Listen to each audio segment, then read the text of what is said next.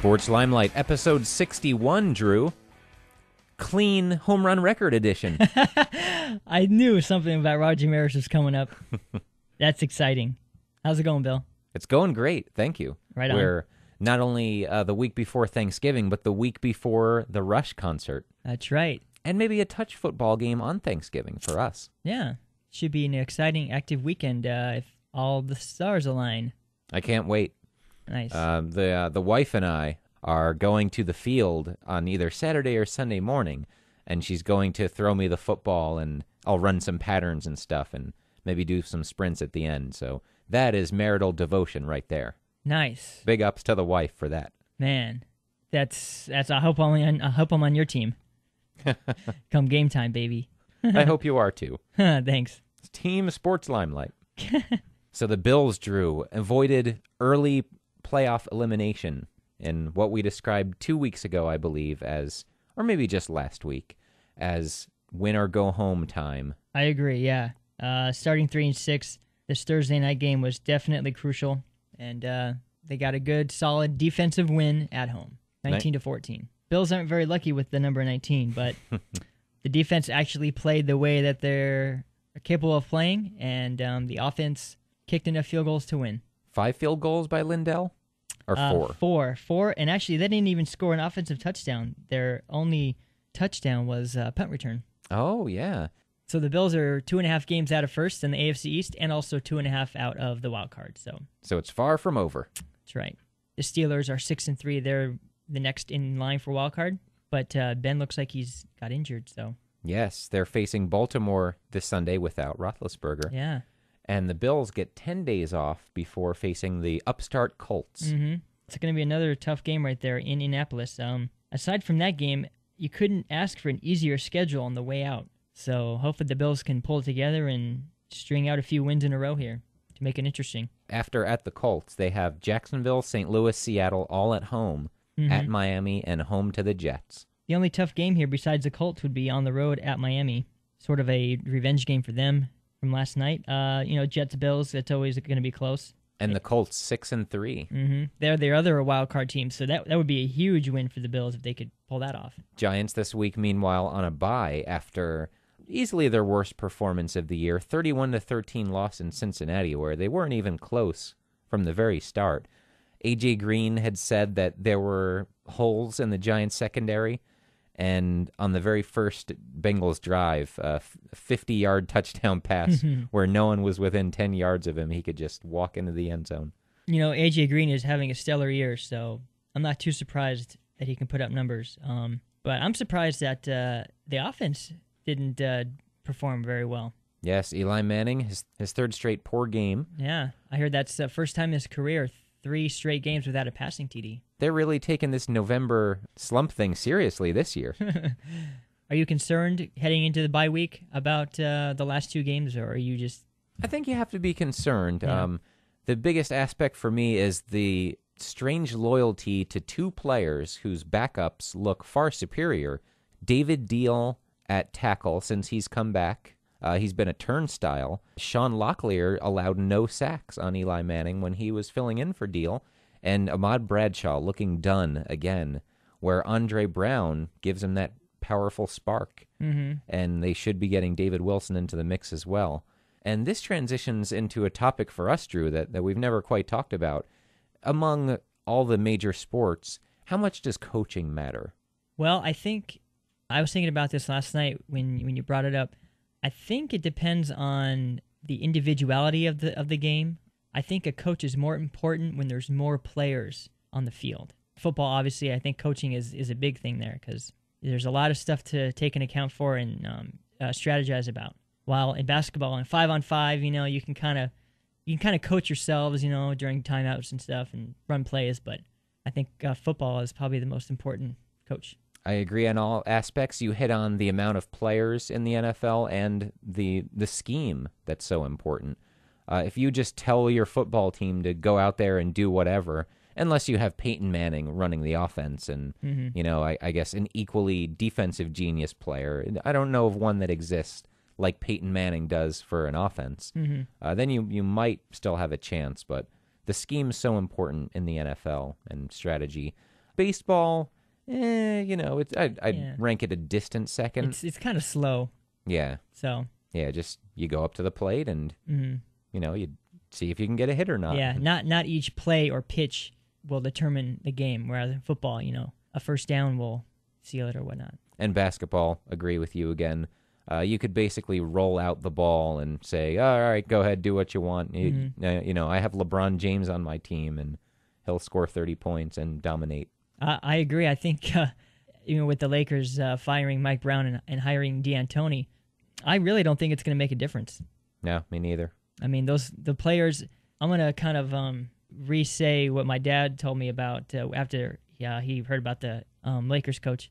He's like, these guys have been playing basketball all their lives.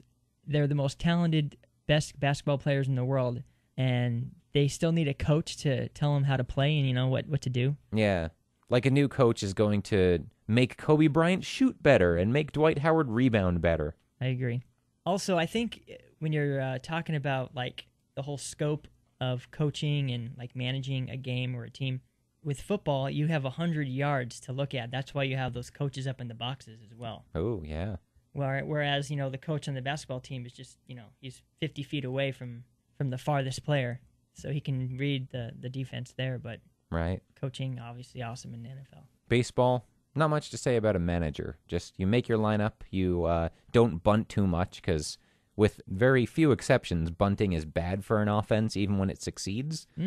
And, maybe you position the outfielders. Yeah. Otherwise, call the bullpen. Yeah, you got to dial the right number to the bullpen. Unless you're Tony La Russa. Say the right name. So bringing it all back around to the Giants then. They've done this before in Novembers, obviously. In 2007 and 2011, they overcame it and went on to greatness.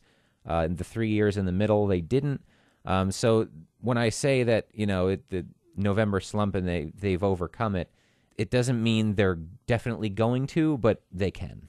Yeah. So not concerned in that respect. They've done it before. Well, and it's understandable from just a fair weather NFL fan. Giants played 10 games in a row, so this is the late week bye.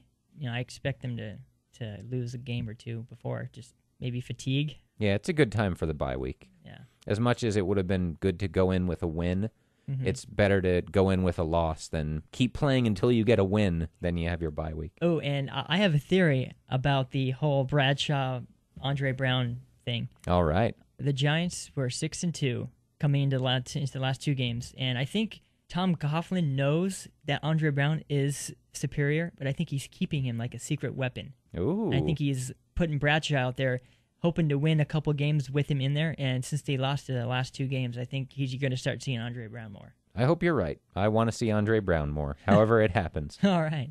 Now, Bill, I know you don't like the NBA that much, but I have a fun fact. I have a little fun fact. I don't know, the last 60 episodes. So the fun fact for this evening is you're aware that the Knicks are 6-0, correct? I am aware of that. Well, did you know that they're the first team in NBA history to win their first 6 games and also get out-rebounded in every game? In every game. Interesting. Yeah. So they're doing other things so well that they're overcoming that. Yeah, they must rebounding. have a good shooting percentage, or 3-ball or good free throw shooting. That is a fun fact. Thanks. Since we got some more time here, I was going to ask you a question, Bill. If you were to be reincarnated as an animal, what animal would you prefer to be? I think I'd be a dog. A dog, huh? They've got it made. Their life is so easy, and humans love them. You don't want to be on the humans list, so to speak. You don't want to be anything that humans eat. Certain countries, notwithstanding here for dogs. And you want to be beloved. Yeah. And it seems like dogs are so happy all the time. I agree. Except when you leave the house, then they become sad. Seems like forever to them. Yeah. Be gone for 10 minutes, at least with my hound. Yeah. And you can swallow gum and it only be in your system for a year. That's right. The myth, I don't know if it's ever been proven, but right. I heard somewhere long ago that if you swallow your chewing gum, it's in your body for 7 years. Yeah. So swallow carefully. Good old parents have the authority over science. Yep. To scare you. Your face will stay that way if you make a face. That's right. What, like this? Oh, is that Large Marge from Pee-wee's Big Adventure, that face? It was the worst accident I ever seen. What a great movie, Pee-wee's Big Adventure. My wife and I watched it recently, and it had been at least 10 years since I'd seen it. Didn't know how it would hold up because I remember it as a young child, and I loved it as a 31-year-old adult. I agree. I think when I watched it again later in life, I realized that it scared me as a child, kind of creepy elements in that. Yeah. In that show with that creepy guy taking him around, that road trip dude.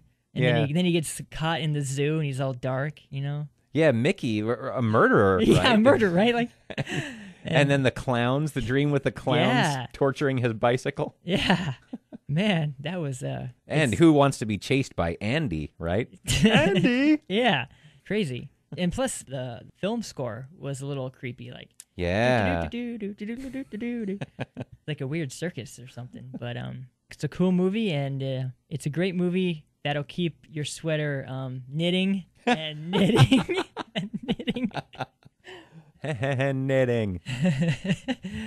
I love to quote that movie. Yeah, me too. It's one of the top 5 for sure where I know the most lines. I don't know if I know it exactly word for word, but it's close. There's a couple of errors or film mistakes in that movie. Oh, I love those. Okay, so you know when Pee Wee Herman is parking his bike right before it gets stolen? He takes the chain out, you know? Yep. It goes on forever. If you look at the bottom of the screen, you can see the chain getting fed in the bottom of the basket. So it's like... And then another funny part of the movie is when he's driving the car and he keeps seeing the road signs get squirrelier and squirrelier. Yeah. Well, if you look at the sign, it's somebody pulling the sign in the studio. Wow. And it looks like, you know, he's driving past it. I never But knew it's so that. obvious. There's like a string coming out. And what I also never looked to verify, when he's turning the wheel drastically to follow all those, is he turning it in the exact same sequence Right. as the sign called for? Yeah, and it's like all the roads are like squirrely right after another. Like there's no like, this is going to be in the next half mile, not 2 feet. Yeah. Mickey, wake up.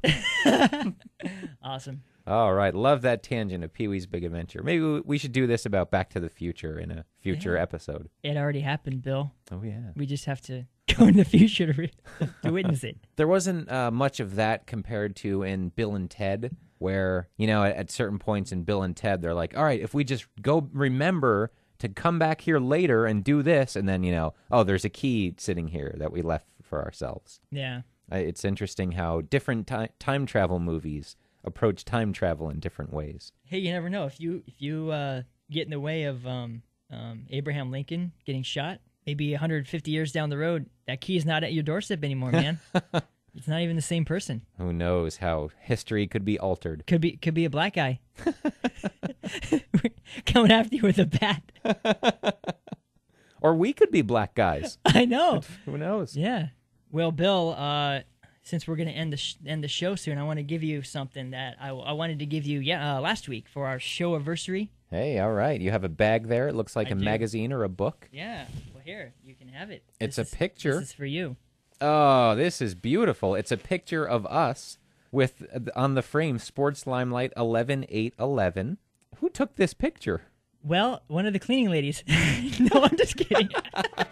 I set it up on the ledge over there, Oh. and we did a little time shot. I didn't remember that at all. This is a great picture of us. Thanks.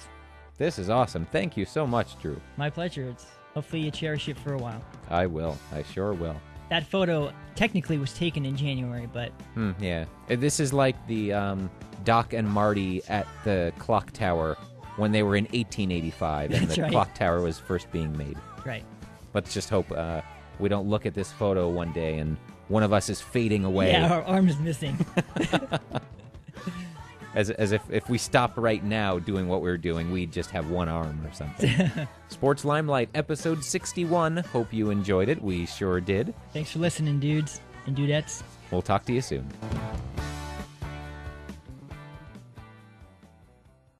You're welcome.